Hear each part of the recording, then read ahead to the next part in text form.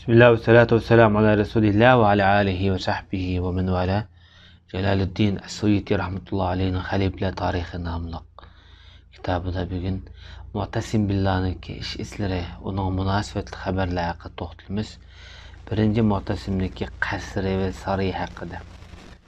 İmam Suli rahmetullahi aleyh Ahmed el-Yazidi'den rivayet kılınışça Mu'tasim Billah özün meydan degan o'rinda o'ziniki qasrni sepib bo'lib hamda shu yerda o'tadida qasr saroyga kirib xalqlar kirib salom qilib kirdimda Isoqil Mavsali shu vaqtida u Abbosiylar davridagi katta shoir, katta muzikant bu deyman. Shu yerda bir qasida yezibdi-da hamda shuni atab hamda. Chunki uningdek bir qasidani hech kim anglab boqmagan bo'lishi mumkin. Go'zal ravishda o'qigan hamda to'qigan. Lekin u so'zning beshini bundoq boshlaganda qasidniki. Ya daru g'ayyarikil bila va mahaki. Ey saroy, sizni o'tkinchi davrlarda chirish, yo'qolish sizni o'zgartirdi. Shunchalar chiroyli saroy vaqtning o'tishi bilan o'zgaraydi, chirib yo'qaydi, tarixdan o'chidi. Ey koshki bir bilsam, seni qandoq narsalar chirtib o'tadigandir. Endi bu go'zallikni ifodalayman deb, ashunga chidamay, saroyning yo'qaydigan keyingi holatni tasvirlagan she'rning beshida boshlagan. Mu'tasim Billahmi, boshqa xaloyiqmi bundan bir xil shumlandi. Bir-biriga ko'z qisishdi, hayron qilishdi. Bu Isoq podsholarga uzun mezgil xizmat qilib turib, bilib turib, tushunib turib, nima qilgan ish edi buniki? deb Mu'tasim Billah shunday ekan darhol bu saroyni xarob qilib o'tgan. Balki buni nurg'un pul sarfiyat qilib qilgan bo'lishi mumkin. Shunday bo'lsa-mu, bunda shumlangan. Dastlab qilingan, o'qilgan narsa buniki chirish bo'lganlikdir. İbrahim ibn Abbas'ın deyişçe Mu'tasim Billah söz qilsa, o'ziniki so'zda maqsadiga yetadi. Hatto maqsadidan muashurat deydi. Demakchi bo'lgani bu odam söz qobiliyatini aytdi, yetuk odam bo'lishi kerak bu jihatda.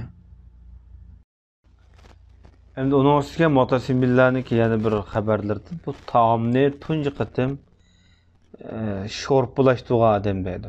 O'pchi tomoqda. Hatta bunu ko'paytib shu bir kunda 1000 dinar chiqim qilgan. Bundan da uşaq izib, uni sho'rpoq chilab, go'sht bilan birga taqtilgan bir ish hamda. Qozon ko'pidek bir tomoq bo'lsa kerak. Ebul Aynan'ınki deyişçe Mu'tasim Billah'nınki mundaq deganlikni anglagan edi. Havai heves, insanın havai hevesi g'olib kelgan vaqtida fikr, aqlning roli yo'qaydi deb shunday degan. Ham Isoqdan bayon qilinishicha Mu'tasim Billah shunday degan. Kim haqni izlasa, mayli bu haq o'zining foydasi uchun bo'lsin yoki zin uchun bo'lsin, bunda odam haqni cho'qim topa oladi. Yani haqiqiy haqni ko'zlab, mayli ziyon, mayli foydani shu ishkilis tang kasmayli deb o'ylagan asosda haqni orzulagan odam izlab topa oladi degan. Mu'tasim Billah va uniki quli, xizmatchisi Ajibninki shezdilar. Muhammad ibn Umar Rumi'nin bayon qilinishicha, Mu'tasim Billah'ning Ajib ismli bir quli bo'lib, kishilar uningdek bir odamni ko'rib boqmagan. Shuning uchun Mu'tasim Billah uningga bir oshiq edi deydi. Bu vaqtda nurg'un she'rlarni yozgan. Anda meni bir qatim chaqirib dediki, bu shu vaqtdagi bir shoirda, shoirni chaqirib danglik bir adibni da'vat qilgan gapimdi. Mu'tasim Billahning gapi.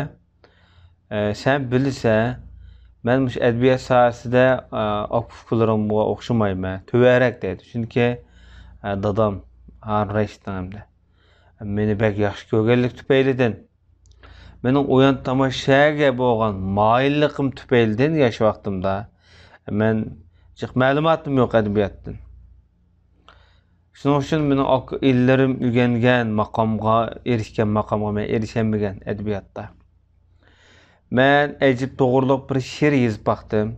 Agar yaxshi bo'lsa, yaxshi bo'lgancha men rost gapni qilsa, agar unda bo'lmay qolib qolsa, men uni e'lon qilmayman, yo'shirman deb ondan tövendiki bu she'rni yozgan, o'qigan deydi.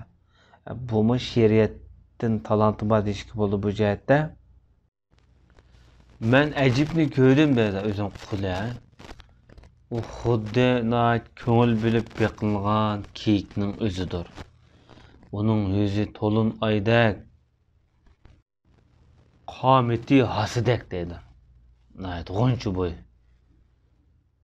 Agar u bir qilishni shunda tutsa deydi. Shundoq bir she'rni ko'rsanki deydi. Yovuz, yirtqich bir she'rni ko'rsa. Agar bir o'qni atsa deydi, mergan bilan. U eng usta mergan nishonga tekizlaydigan. Mendeki muhabbet tüpeyildin u bir tebiptir manga nisbatan. Men tebipqa muhtoj bo'lib bakmadım. Benim yani meni davolaydi demekçi-de yoki bunda demekçi bo'lgani bu yerda aslında bir huzur his qilgan bo'lsa kerak bu odam. Davomli ko'nglim ajibni xohlaydi. Uningdek bir ajoyibni ko'rib bakmagan. Bu şu hem de özünki quli ajib haqida yozgan bir she'r ekan bu odamning. Shundan bu shoir deydi, tanışgan shoir. Onunla bay'at qasam qildim. Vallahi billahi deb qasam qilib bu haqiqatan buna güzel yozilgan she'r ekan. Bu shoir bo'lib bakmagan xalifalarningki she'rlariga nisbatan bu xili yiqimliq obday yozilgan she'r ekan deb berdim. Ko'ngli buningga taskin tepib, orom tepib menga 50.000 dirham pul burib bergan edi, mukofot qilib dedi. Avvaldan qaraganda bu she'riyatdan xabari bor ekan uning ustiga. Yana biri hamda bu xalifalarning boshda mana chiqatim o'tdi bunda avvallar. Shunday bir qul cho'rlarini yaxshi kurash bilan sinilib qoldigan avvallar ig'irroq bo'ldi ekan tarixda. Mu'tasim billaning javobni ko'zing bilan ko'rib ol degan gap haqida. İmam Sovli deydi, bizga Abdulvahid ibn Abbas Riyashi bayon qilib hadis so'zlab bergan. Rim podshosi Mu'tasimga xat yozibdi-da, bu xatda tahdid xati. Xatni o'qigandan keyin yozuvchi yoza debdi-da, nimani yozma deganda, Bismillahirrohmanirrohim. Xolos kalam, xatni o'qidim, xitobini angladim, javobni ko'rgin, anglamagan. Bu kafirlar natijaning kimga bo'ldiganligini, oqibat kimga mansub ekanligini bilib qo'ysin deb yozgan. Avvaldan qaraganda bu jihatda xili keskin podshoh ekanligi kelib chiqib ko'rinib turibdi-da. Mansurning yorliq haqida bu yorliq mundoq biz haqida deydi, o'zi haqida kim eng yaxshi narsani deyalaydi o'zida bor. İmam Suli rahmetullah alayhi Fazl ibn Yazid'in bayon qilinishicha Mu'tasim billah o'zining ikki ordusi oldidagi shoirlarga yorliq tushiribdi-da. Sizlarning ichinglarda kim biz haqida Mansurun Namri, dadam Harun Rashid haqida deganga o'xshash eng yaxshi narsani deyalaydi. Ya'ni she'r to'qiy oladi demoqchi-da. Bu she'r asli Harun Rashid haqida mundoq deyilgan ekan. İnnel makarime vel ma'rufe avdiyetun. Mertlik, sehlik bir vadi jilg'i bo'lsa, Alloh taolo seni shu jilg'ining to'plashgan hamma yerga tushirgan. Buni sehlik mertda ashuna o'xshatyapti bu yerda. Kim deydi? Allohning amini bilan mu'tasim bo'lmasa, Allohning amini bilan yomonlikdan saqlanmasa deydi. 5 vaqt namoz uning foyda qilmaydi. Nauzubillah. Bu bag'nayat ig'ir sifatli sifat bu odamni. Agar yomg'ir uyaga tushib taz adamni umidligiga tushmagan bo'lsa-mu, lekin Mu'tasimningki fazilatlari, ortiqchiliklari kam emas, uzilib qolgani yo'q. Ma'lum bir qiyinchiliklarni biz degan vaqtimizda u darhol shuni odamning ko'nglini xursand qilib, keng mo'lchilik qilyotidi deb sifatlagan. Abu Vahayb bundoq deydi: "Va bizning ichimizda uningdanmi yaxshisin deydigan odamlar bor sen haqida" debdi-da. Bu she'r Mu'tasim billah qarilyapti-da, hamda oyimdek she'r. 3 narsa bor deydi. Dunyoni o'z xushallik bilan nur chachadigan. Biri atganniki chashka quyoshi, tong quyoshi. Biri Abu Ishaq, biri oy. Biri quyoshga o'xshatyapti, biri oyga o'xshatyapti. Abu Ishaq degan shu Mu'tasim billahning kunyasi. Nauzubillah. Onunki qilmishlari her musibatlarda dilada dastandır, şerdir, yağmurdur, ötkür qilishdir, nomi sharaflikdir. Mava hamda Mu'tasim billah haqida o'qilgan she'r. Shuning bilan bu Mu'tasim billah o'lib ketgan vaqtida uni vaziri Muhammad ibn Abdullah Malik buni ham ta'ziya, hem tabriknoma asosida bir marsiya o'qigan. O mersiyada bundoq deyilibdi: "Men haqiqatan dedim o, agar seni ular senden ayrilib qolgan vaqtida sana qo'llar to'polay bilan aldirash bo'lib ketdi" degan gap. Demakchi bo'ldi, sizni tuproq akirdi degan mazmun buningda. "Bo'pti, keting ey podshohim. Siz dunyoni haqiqatan yaxshi idora qilgan, dinga haqiqatan yaxshi yordamchi bo'lgan odam edingiz.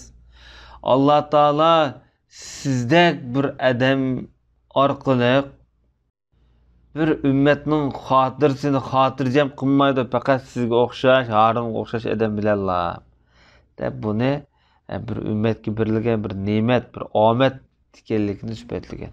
Bunda ham marsiya, ham tabriknoma. Hamda Mu'tasim billahning rivoyat qilgan sanatli hadislardan Imom Suvli rahmatullohi alayhi deydi: "Bizga G'allabi, bu kishiga Abdullah ibn Zahhak, bu kishi menga Hisham ibn Muhammad, Hisham deydi, menga Mu'tasim billah hadis so'zlab bergan edi" deb. Bular Mu'tasim billah deydi: "Menga dadam Harun Rashid Mahdiydan, Mansurdan, dadasidan, cho'ng dadasidan Abdullah ibn Abbas radhiyallohu anhuma deb rivoyat qilib, haqiqatan payg'ambar alayhisolatu vasallam bir palonninki bolalardan bir turli kishilarga qarabdi-da, ular minishlarda shundoq kibrlik holatda minayotgan. Payg'ambar alayhisolatu vasallamning yuzida bir xil g'azab uchquni ko'rinib, mundoq dedi: "Va shajaratul mal'unata fil Qur'on." Ya'ni Qur'onda la'natlangan daraxt degan. Delindi: "Qaysi daraxt la'natlangan ya Rasululloh?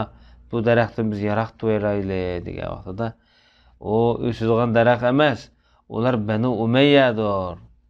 Ular podsho bo'lgan vaqtida zulm qildi, omonat qo'yilsa xiyonat qildi. Shuning bilan qo'lini tog'isi Abbosning dumbisiga qo'yib turib dediki: "Alloh sening naslingdan ey tog'am shundoq bir odamni dunyoga keltirdiki, Bani Umayyaning halokati shuning qo'lida vayron bo'ladi" degan edi dedi. Bu hadisni Mu'tasim billah o'zining oil tavobotidan rivoyat qilganligi chiqib turdi. Ammo lekin bu hadis mavzu, o'ydirma.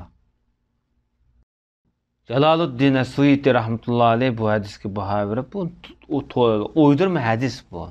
Chunki bu hadisga ofat G'allabi.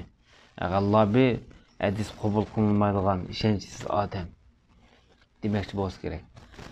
İbn Asakir rahmetullah aleyhi shunaqa deydi: "Bizga Abul Qasim Ali ibn Ibrohim xabar bergan. Bu kishiga Abdulaziz ibn Ahmad, bu kishi deydi, menga Ali ibn Hasan al-Hafiz hadis so'zlab bergan. Bu kishi deydi, bizga Abul Qasim Abdullah ibn Ahmad ibn Talib al-Baghdadi xabar bergan. Bu kishiga Ibn al-Xallat hadis so'zlab bergan. Bu kishiga Ahmad ibn Muhammad ibn Nasr az-Zubai hadis so'zlab bergan. Bu kishi deydi bizga Ishaq ibn Yahya ibn Muaz hadis so'zlab bergan. Mu'tasimniki huzurida edim, uni yo'qlab kirgan. Dedim men xotirjam, salomat bo'g'aylar desam, bu odam shundoq dedi. Qandoq bu mundaq bo'lsin? Men Harun Rashiddan, dadisi Mahdiydan, Mansurdan, dadisidan, cho'ng dadisidan, Abdullah ibn Abbosdan marfu holatda hadis bayon qilganligini anglagan edim. Marfu degan Payg'ambar alayhisolatu vasallamga nisbat berilgan yuklanma hadis hamda. Kim payshanba kunida qon oldisa, kasal bo'lib qolsa o'lib ketadi degan deydi. İbn Asakir rahmetullohi alayhi deydi. Zubayy bilan Isaqning orasida ikki ravi va bular chiqib qolgan bu yerda. Ondan u hadisni yana bir yo'l orqali, rivoyat orqali Zubayydan, Ahmad ibn Muhammad ibn Laysdan, Mansur ibn Nazirdan, Isaq ibn bayon qilgan deydi. Ammo bu hadismi mavzu uydurma hadislardan. Hamda hadislarni o'zidan rivoyatlarni shu sanatlik holatda bilish ayni vaqtdagi islom dunyosida keng umumlashgan bir kishilarniki ilmini o'lchaydigan bir o'lcham bo'lgan ayni vaqtlarda. Shu bu xaliflarmi bu ilmi bo'lgan qiziqishi tufaylidan ba'zi hadislarni sanatlik holatda rivoyat qilib o'tgan. Va sallallohu alayhi nabiyina Muhammad va ala alihi va sahbihi ajma'in.